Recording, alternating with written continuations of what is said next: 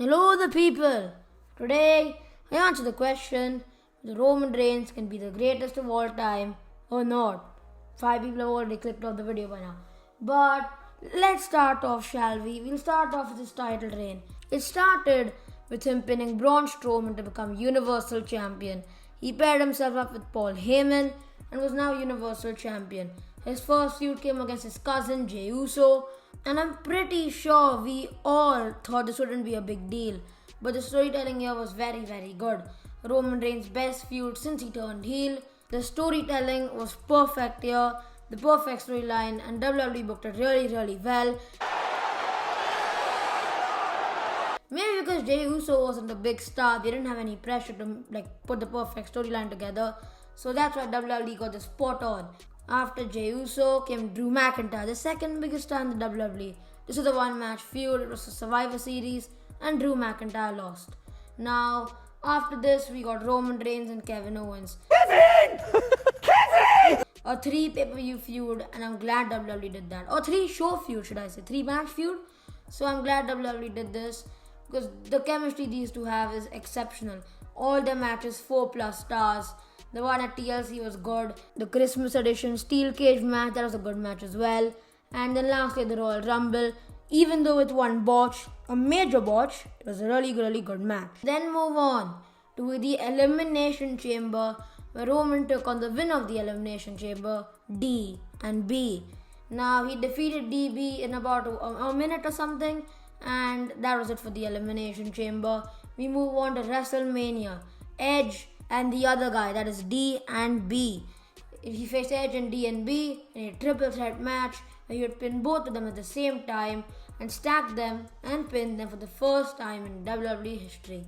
After that WrestleMania main event win for Roman Reigns, a shocking win some may say, we move on to WrestleMania Backlash, where he delivered a banger with Cesaro. Although the storyline was not the best, it was still a fun storyline and a good match to watch.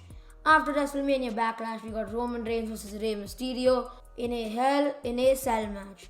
A fun match all in all. The commercials kind of did spoil the match, but didn't take away from the importance of it, where Roman Reigns would destroy Rey Mysterio, even though Rey Mysterio got the upper hand in some parts of the match. After this came Roman Reigns vs Edge, the long-awaited Edge return, the long-awaited one-on-one match, and Money in the Bank. It was just a fun match. All in all, I didn't expect it to go so long, but I'm glad it did. It was storytelling at its level best, and it built 2 new feuds. Edge vs Rollins and Roman Reigns versus the one and only John Cena. Roman Cena, we finally got the match.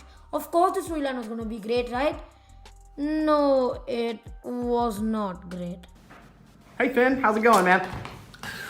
It was in fact one of Roman Reigns' worst storylines since he turned heel. Now, comparing it to other storylines like Cesaro, Rey Mysterio, it was actually very good.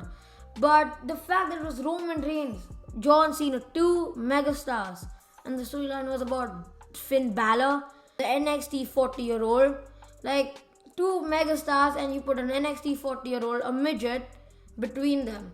So, I don't know why WWE did this, but they did do it. And it really spoiled the importance of the feud. The match was good, but I know some people hated it. And this is the reason why, because the story wasn't good. People expected a banger. It was not like a 5-star match. But I enjoyed the match nonetheless. After the match, we got Brock Lesnar making a shocking return, because WWE needed to counter the other company. Next up, we got Finn Roman Extreme Rules, and Finn flopped like a fish. Moving on, Crown Jewel, Roman Reigns, Brock Lesnar. Paul Heyman could not choose. Such bad suspense, and he threw it in the middle. There was nothing that Paul Heyman did that really mattered. He threw it in the middle, I know, but he didn't favor anyone. So WWE just wants to continue the storyline. I don't know why. They could have had Paul Heyman maybe betray Lesnar, then have Lesnar redemption at the Rumble. Maybe Lesnar wins the Rumble, something like that. But WWE, they rushed it. It's classic WWE. They didn't draft anyone good to SmackDown, and as they say, WWE just dug their own hole. Well, after that, we come to now. Brock Lesnar is still feuding with Roman Reigns. Brock Lesnar beat the crap out of Adam Pearce, and we're here a 36-minute segment. Very, very good indeed. But let's look at the GOAT part. Can Roman Reigns be the greatest of all time? He's had a very good title reign. Let's say he beats The Rock, AJ Styles, Seth Rollins, Jeff Hardy. He's already beaten Cena. He's beaten Edge. He's beaten DNB. He's beaten Kevin Owens, I guess you can say. He beat Jey Uso. He beat Cesaro. He beat Rey Mysterio, another legend. He beat Finn the Underwear Balor, McIntyre, Lesnar, all in one title reign. How good is that? How good is that? It's so good. That's very, very good. The problem arises. SmackDown's viewership. It's not at an all-time low. The all-time low was between May and July of 2020.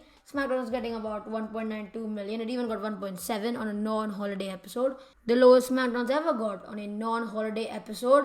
So the ratings were not looking good then. Roman returns.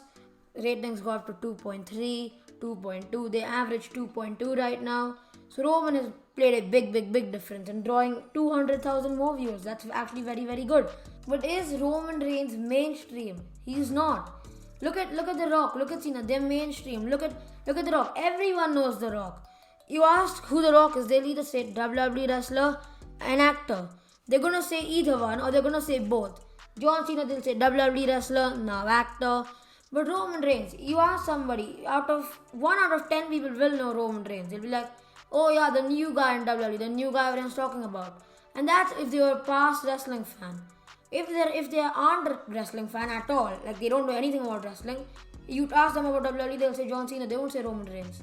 They don't know who Roman Reigns is. So his title reign will be the best of all time, that's for sure. But I do not think he's going to be the greatest of all time. I'm going to say no. He will not be the greatest of all time. Roman Reigns cannot reach that level because WWE is not mainstream. If WWE is getting 4 million, 4.5 million, almost 5 million, I would have thought about it. I can't say, I have to say no. Roman Reigns cannot reach The Rock's level. He is very, very good. You put Roman Reigns in, let's say, 2010. Then Roman Reigns is a big deal because they were getting 5 million, 4 million. So Roman Reigns then becomes a big deal. He could be the greatest of all time then. You put him in the 2000s. He could be the greatest of all time. A very, very good heel. But there aren't enough viewers. There aren't any support wrestlers. Like, let's look near the 2000s. We had Stone Cold, The Rock. We had Hogan just phasing out but putting over talent. Not Shawn Michaels though. Brother.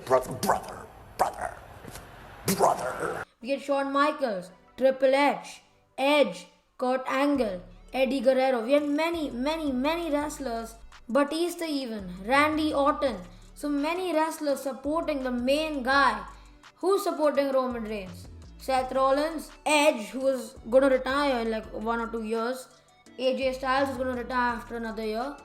Brock Lesnar is going to retire soon as well. And Seth Rollins, I guess. That's it. There's no one supporting Roman Reigns. There aren't enough main eventers. Like, who is supporting Roman Reigns? He doesn't have the main eventers around him. That's another problem. And another problem is if Roman Reigns turns face, no one will like him. Because they know how bad the previous face Roman was. They're going to boo him. Some will cheer him, but they'll be like, they don't want it. They don't want it. And Roman's going to get stale eventually. So what does WWE do here? They turn him face, but half the fans will turn on Roman. So what do WWE do here? The Rock, if you turned him heel, nobody would, like, if you turned him heel right now, nobody would hate him. They would still like The Rock. You turn The Rock face, they'll still like The Rock. You turn Cena heel, they like Cena even more. Cena, they hated him as a face. Some people got bored of Cena as a face. They're gonna get bored of Roman Reigns eventually. Because WWE fans do not have the patience. They do not want to see the same wrestler over and over again. They keep demanding for more. They're very greedy. The best term to use for them is fickle. They're fickle fans. So it's a fickle fan base. And there are 3 big issues for Roman Reigns. So no, he's not gonna be the greatest of all time. That was to back my argument if you were wondering. Why would you be wondering? But yeah, that's it for the video. Can Roman Reigns be the greatest of all time? A fat no.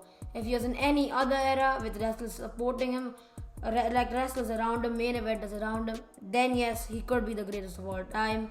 But right now, no. He's gonna definitely be on the top 10 list, but he is not gonna be the greatest wrestler of all time.